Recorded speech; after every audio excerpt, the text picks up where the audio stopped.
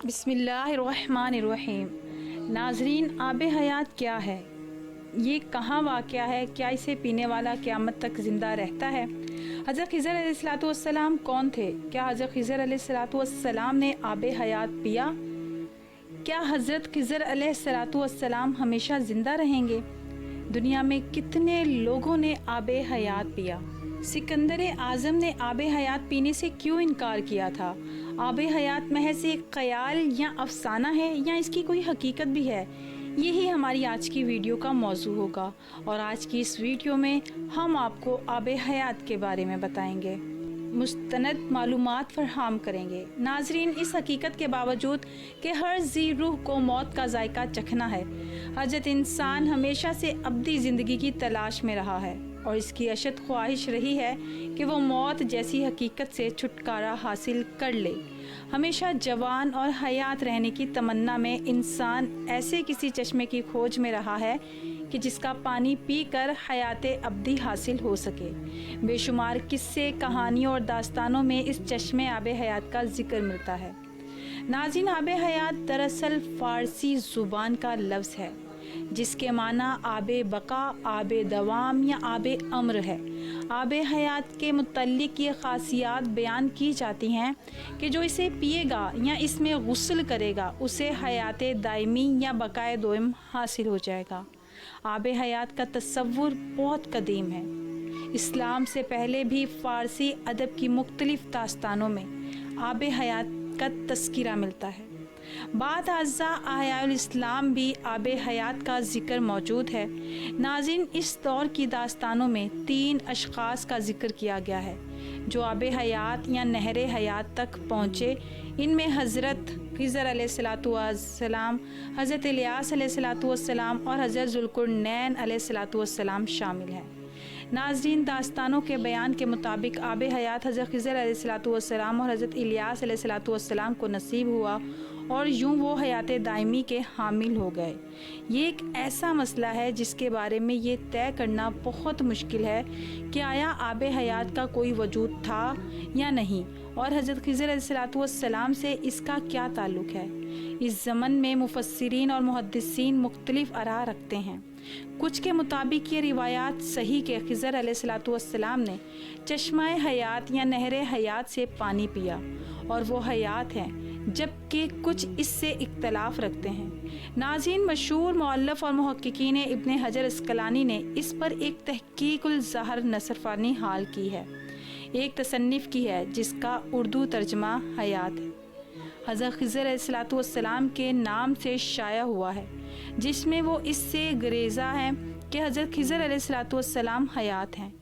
ابن اسحاق کے بیان کے مطابق حضرت خضر علیہ السلام کو حضرت آدم علیہ السلام نے اپنے تدفین اور طوفان نوح کی خبر دی تھی اور وہ کشتی نوح میں سوار تھے۔ اس طرح تفسیر خزان میں امام علاء الدین علی بن محمد نے اور شیخ عبدالصلاح نے اپنے فتویٰ میں فرمایا کہ حضرت خضر علیہ السلام اور حضرت الیاس علیہ السلام جمہور علماء و صالحین کے نزدیک زندہ ہیں اور ہر سال زمانہ حج میں ملتے ہیں، اور یہ کہ حضرت خضر علیہ السلام نے چشمہ حیات میں غسل فرمایا اور اس کا پانی بھی پیا تھا۔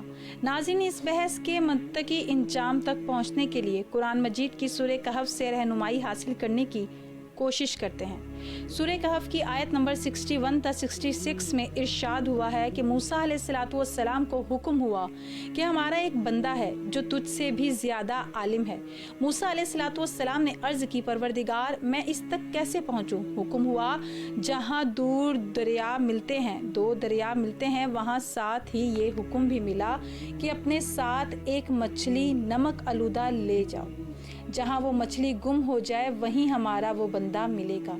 چنانچہ جب موسیٰ علیہ السلام مجمع البحرین، وہ جگہ جہاں بحر روم و فارس آپس میں ملتے ہیں، نہر حیات کے نزدیک پہنچے تو ایک چٹان کے قریب کچھ دیر گزرنے کے بعد غرض سے لیٹ گئے۔ مچھلی آپ کے ساتھی یوش بن نون کی زنبل میں تھی۔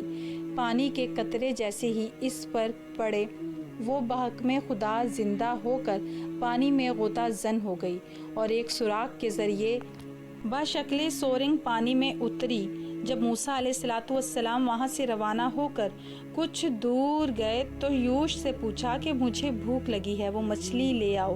یوش نے کہا وہ مچھلی تو جہاں ہم نے آرام کیا تھا وہیں عجب انداز سے جست لگا کر پانی میں غائب ہو گئی، اور آپ کو بتانا مجھے شیطان نے بھلا دیا۔ موسیٰ علیہ الصلوۃ والسلام نے کہا بس واپس چلو اسی جگہ کی، ہمیں تلاش تھی۔ جب آپ واپس لوٹے تو دیکھا کہ ایک بندہ خدا ہے وہاں بیٹھا ہوا ہے۔ آپ علیہ الصلوۃ والسلام نے بعد السلام کہا کہ میں موسیٰ ہوں، بنی اسرائیل کا نبی۔ تفسیر ابن کثیر کی جلد 100 کے مطابق حضرت خضر علیہ الصلوۃ والسلام تھے۔ ناظرین، اس کے بعد کی تفصیل عام ہے کہ آپ علیہ الصلوۃ والسلام نے حضرت خضر علیہ الصلوۃ والسلام کے ساتھ سفر کیا اور انہوں نے کہا کہ موسیٰ جو عمل میں کروں آپ سوال نہیں کریں گے۔ آج کی ویڈیو میں ہم اس تفصیل میں نہیں جائیں گے کیونکہ اپنے ناظرین کو بس یہی تک لانا مقصود تھا۔ یہاں قابل غور بات یہ ہے کہ نہر حیات کے پانی میں اللہ نے یہ تاثیر رکھی تھی کہ مردہ مچھلی پر اس پانی کے چھینٹے پڑنے سے وہ باحکم خدا بندی سے پانی میں غائب ہو گئی، جبکہ حضرت خضر علیہ الصلوۃ والسلام تو وہاں پر مقیم تھے، تو کیا آپ اس پانی سے مستفید نہیں ہوئے ہوں گے؟ یہ اللہ کی نشانیاں ہیں، بے شک جو وہ چاہتا ہے وہی ہوتا ہے۔ ناظرین، آب حیات اور حضرت خضر علیہ الصلوۃ والسلام کا واقعہ حضرت ذوالقرنین علیہ الصلوۃ والسلام سے بھی وابستہ ہے۔ حضرت خضر علیہ الصلوۃ والسلام حضرت ذوالقرنین علیہ الصلوۃ والسلام کے خالہ زاد بھائی، وزیر اور علمدار رہے۔ یہ حضرت سام بن نوح علیہ الصلوۃ والسلام کی اولاد میں سے ہیں۔ مختلف تاریخوں میں یہ بیان ملتا ہے کہ حضرت ذوالقرنین علیہ الصلوۃ والسلام نے پرانی کتابوں میں پڑھا تھا کہ سام بن نوح علیہ الصلوۃ والسلام کی اولاد میں سے ایک شخص چشمہ حیات سے پانی پی لے گا تو اس کو موت نہ آئے گی، اس لیے حضرت ذوالقرنین علیہ الصلوۃ والسلام نے اس کی تلاش میں مغرب کا سفر کیا۔ حضرت ذوالقرنین علیہ الصلوۃ والسلام علم میں یہ بات آئی کہ چشمہ حیات اندھیرے راستوں میں موجود ہے، جیسے آج سائنس بلیک ہول کہتی ہے کہ اور وہاں 360 چشمے ہیں۔ لہٰذا ذوالقرنین علیہ الصلوۃ والسلام نے اپنے لشکر سے 360 افراد منتخب کیے اور ہر ایک کو ایک مچھلی دے کر خضر علیہ الصلوۃ والسلام کی سربراہی میں روانہ کیا۔ تمام لوگوں کو یہ ہدایت دی گئی کہ ہر فرد اپنی مچھلی کے ساتھ چشمے میں اتر جائے اور واپس آ کر اپنی اپنی مچھلی ظاہر کرے۔ کافی دشواری و محنت شائقہ کے بعد آخر کار یہ افراد ان چشموں تک پہنچے، کامیاب ہو گئے۔ جب واپس آئے تو حضرت ذوالقرنین علیہ الصلوۃ والسلام نے سب کو اپنی مچھلی جمع کروانے کے لیے کہا۔ سب نے اپنی مچھلی ان کے سامنے پیش کر دی سوائے حضرت خضر علیہ الصلوۃ والسلام کے۔ ذوالقرنین علیہ الصلوۃ والسلام نے دریافت کیا تو انہوں نے بتایا کہ میں جب چشمے میں اترا تو مچھلی میرے ہاتھ سے نکل کر پانی میں چلی گئی۔ میں نے غوطہ لگا کر اسے پکڑنے کی بہت کوشش کی مگر ناکام رہا۔ حضرت ذوالقرنین علیہ الصلوۃ والسلام نے کہا کہ وہ پانی آپ کے مقدر میں تھا۔ تفسیر ساوی کے مطابق حضرت ذوالقرنین علیہ الصلوۃ والسلام حضرت ابراہیم علیہ الصلوۃ والسلام کے دست حق پرست پر اسلام قبول کر کے مدتوں ان کی صحبت میں رہے اور حضرت ابراہیم علیہ الصلوۃ والسلام نے ان کو کچھ وصیتیں بھی فرمائی تھیں۔ ناظرین، تفسیر ابن کثیر میں یہ روایت ملتی ہے کہ ذوالقرنین علیہ الصلوۃ والسلام حضرت ابراہیم علیہ الصلوۃ والسلام کے دور میں تھے اور انہوں نے ابراہیم علیہ الصلوۃ والسلام کے ہمراہ خانہ کعبہ کا طواف بھی کیا۔